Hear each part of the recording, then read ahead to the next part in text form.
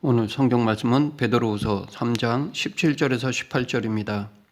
베드로 전후서는 로마 대화제와 네로 황제의 대박해라는 중요한 시대적 배경을 숙지하지 않고서는 베드로가 전달하고자 하는 메시지를 제대로 이해할 수 없을 것입니다.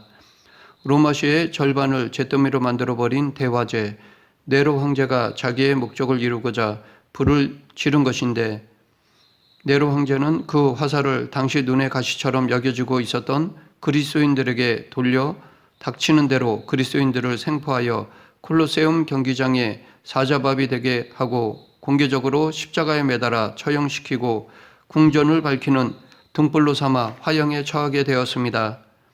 이때부터 그리스도인들은 카타콤이라는 지하 동굴 묘지에 들어가 은둔 생활을 시작하게 되었습니다. 이렇게 칠흑같이 어두운 암흑 속에서 유리하는 나그네 된 성도들을 위로하고 격려하며 복음의 능력과 소망 가운데 살아가라고 쓴 서신이 바로 베드로 전후서입니다. 베드로가 보낸 이 두 통의 편지는 극심한 고난 중에서도 더욱 아름답게 피어나는 복음의 꽃을 생생하게 그려낸 서신입니다. 베드로 전후서는 카타콤에서 지금 막 전달되어진 서신을 펼쳐서 성도들과 함께 구원의 복음에 감격하며 돌려 읽어야 할 눈물 없이는 볼 수 없는 서신인 것입니다. 그 중에 오늘 본문은 베드로 서신의 마지막 부분입니다. 여러분이 만일 유언을 쓴다면 뭐라고 쓰시겠습니까? 여러분이 오늘 죽는다면 나에게 맡겨진 자녀들에게, 친척, 친구들에게 어떤 말을 남기겠습니까? 베드로 후서에는 베드로의 그런 유언적인 내용이 담겨 있습니다. 베드로는 자신이 곧 죽는다는 사실을 알고 있었습니다. 이는 우리 주 예수 그리스도께서 내게 지시하신 것 같이 나도 나의 장막을 벗을 날이 임박한 줄 압니다. 여기서 장막을 벗는다라는 것은 죽음을 의미합니다. 베드로는 과거 예수님이 자신에게 하셨던 내가 진실로 진실로 내게 이르노니 내가 젊어서는 스스로 띠띠고 원하는 곳을 다녔거니와 늙어서는 내 팔을 벌리리니 남이 내게 띠띠우고 원하지 아니하는 곳으로 데려가리라 라는 말씀을 기억했을 것입니다. 기록에 따르면 베드로는 9개월간의 감옥 생활을 하다가 매를 심하게 맞고 그의 요청에 따라 십자가에 거꾸로 매달려 죽었다고 합니다. 그러하기에 이 편지는 그가 죽음 직전에 쓴 유언적인 편지라고 할 수 있습니다. 그리고 오늘 본문은 그 편지의 마지막 부분입니다. 베드로는 죽기 전 마지막으로 성도들에게 무엇이 그리스도인들에게 필요한 것인가를 분명히 기록하기 원했을 것입니다. 이 편지는 베드로가 소아시아 성도들에게 보낸 두 번째 편지입니다. 그들은 베드로가 직간접적으로 돌봤던 성도들입니다. 그들에게 편지를 쓴 가장 큰 목적은 그들 중에 있는 거짓 교사들 때문이었습니다. 베드로후서 2장에서는 교회 밖에 여러 이단이 있을 뿐만 아니라 교회 안에서도 거짓 교사가 일어날 것이라고 말합니다. 그리고 계속해서 거짓 교사들의 삶이 어떠한지에 대해서도 말하는데 호색과 탐심, 정욕, 교만, 비방, 불의, 속임, 의심, 탐욕, 자랑 등의 죄를 짓습니다. 이것이 바로 거짓 교사들의 특징입니다. 또한 그들은 잘못된 교리를 전하며 예수님이 강림하시지 않을 것이라고 하였습니다. 그러나 이것은 예수님의 약속과 완전히 다릅니다. 그들은 만물이 말씀으로 창조되었다는 것도 잊었습니다. 그들은 하나님의 말씀이 무엇을 뜻하는지에 대해서는 큰 관심을 두지 않았습니다. 즉 말씀의 권위를 인정하지 않았습니다. 이것은 곧 내 생각에는 그렇지 않다고 말하는 것입니다. 이들의 그러한 태도는 방탕한 삶을 양산하였습니다. 그래서 베드로는 그들의 잘못된 삶과 교리를 주의하라고 경고했던 것입니다. 베드로후서 3장에서는 편지를 마무리하면서 전체적인 내용을 종합 정리하는데 여기서 사랑하는 자들아 라는 말로 시작합니다. 이것은 성도를 향한 베드로의 마음입니다. 그 사랑하는 자들을 향한 마지막 당부입니다. 베드로가 전하는 당부는 성도들도 이미 알고 있었던 내용이었습니다. 전혀 듣지 못한 새로운 진리를 말하는 것이 아닙니다. 이미 알고 있는 것을 다시 깨닫게 하기 위해 강조하는 것입니다. 1장 12절 그러므로 너희가 이것을 알고 이미 있는 진리에 서 있으나 내가 항상 너희에게 생각나게 하려 하노라. 3장 2절 사랑하는 자들아 내가 이제 이 둘째 편지를 너희에게 쓰노니 이 두 편지로 너희의 진실한 마음을 일깨워 생각나게 하여 곧 거룩한 선지자들이 예언한 말씀과 주 되신 구주께서 너희의 사도들로 말미암아 명하신 것을 기억하게 하려 하노라. 이렇게 베드로는 이미 성도들이 알고 있는 말씀을 다시 한번 기억하게 하려고 말씀을 기록한 것입니다. 예배 시간에 하는 일이 바로 이것입니다. 설교는 정확하고 확실한 진리를 전파할 뿐만 아니라 이미 알고 있는 것, 배웠던 것들을 다시 한번 일깨워 주는 것입니다. 아는 지식이 정말 내 것이 되도록, 그 아는 대로 살 수 있도록 계속 말씀이 선포되는 것이 지금의 설교입니다. 모세가 이스라엘 백성들에게 했던 말씀도 바로 이 같은 반복적인 것이었습니다. 그리고 결론적으로 오늘 본문 17절에서 그러므로 사랑하는 자들아 너희가 이것을 미리 알았은즉 무법한 자들의 미혹에 이끌려 너희가 굳센 데서 떨어질까 삼가라 라고 경고하였습니다. 초대교회 당시에도 잘못된 계시를 가지고 성도들을 미혹하는 자들이 많았습니다. 이들은 바울이 말한 대로 사도들이 전파하지 아니한 다른 예수를 전파하거나 혹은 거짓된 영을 받게 하거나 거짓된 복음을 받게 하는 자들이었습니다. 무엇보다도 그들은 예수 그리스도의 육체로 오심을 시인하지 아니하는 자들이었습니다. 이들의 특징은 주변의 사람들을 미혹함으로써 자신과 함께 이웃들을 멸망으로 이끄는 자들이었습니다. 이들은 정작 공중 권세를 잡은 사단의 조종을 받고 있는 사람들이었습니다. 예수님께서도 마가복음 13장 22절에서 거짓 그리스도들과 거짓 선지자들이 일어나 이적과 기사를 행하여 할 수만 있으면 택하신 백성을 미혹하게 할 것이라고 예고하신 바 있습니다. 여기서 우리가 명심해야 할 것은 이러한 미혹자들도 복음을 증거한다는 미명하에 활동한다는 것입니다. 그래서 언뜻 보기에는 그들도 하나님의 종처럼 보일 수 있습니다. 그러하기에 우리는 미혹자들을 분별할 수 있는 지혜가 필요합니다.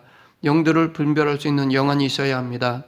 그렇지 못할 경우 우리도 잘못된 영의 지배를 받을 수 있습니다. 그렇다면 이 미혹자들을 구분하는 지혜는 어디서 얻을 수 있을까요? 먼저 우리는 성경을 통해서 미혹하는 자들을 분별할 수 있습니다. 마귀의 괴계를 대적하고 악한 영들에 대항하기 위해서는 성령의 검인 하나님의 말씀을 가지고 있어야 합니다. 또한 성령 안에서 깨어 기도할 때 우리는 악한 영들을 분별할 수 있습니다. 사도 바울은 그러한 모습을 가리켜 하나님의 전신갑주를 입는 것으로 묘사하였습니다. 미혹한 영들을 대적하기 위해서 우리는 영적으로 무장하며 성령의 검인, 성경의 말씀에 의지해야 합니다. 지금도 마귀는 미혹하는 자들을 이용하여 우리들을 미혹하고 있습니다. 베드로는 이것에 대해 우는 사자와 같이 두루다니며 삼킬 자를 찾고 있다라고 경고하였습니다. 계속해서 18절에서 베드로는 성도들에게 오직 우리 주 곧 구주 예수 그리스도의 은혜와 그를 아는 지식에서 자라가라 라고 권고하였습니다.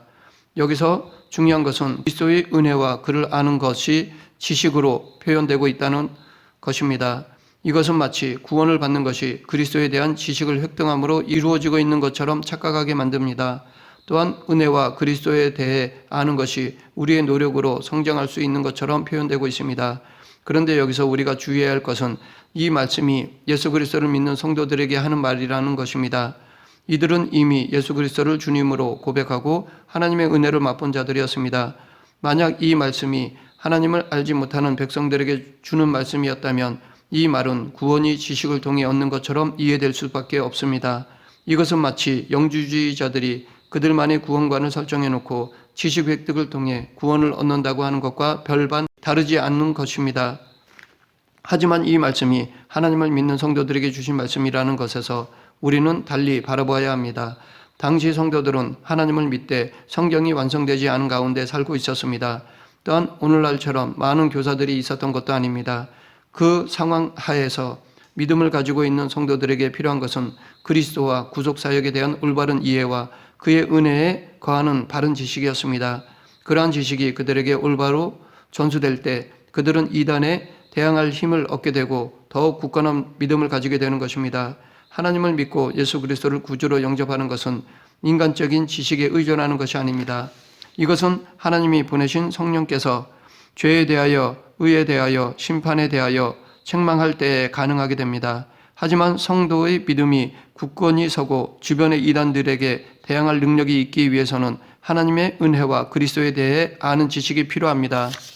즉 이러므로 너희가 더욱 힘써 너희 믿음의 덕의 지식을 이라는 말씀처럼 믿음에는 지식이 덧붙여져야 더 온전한 신앙인으로 나아갈 수 있는 것입니다.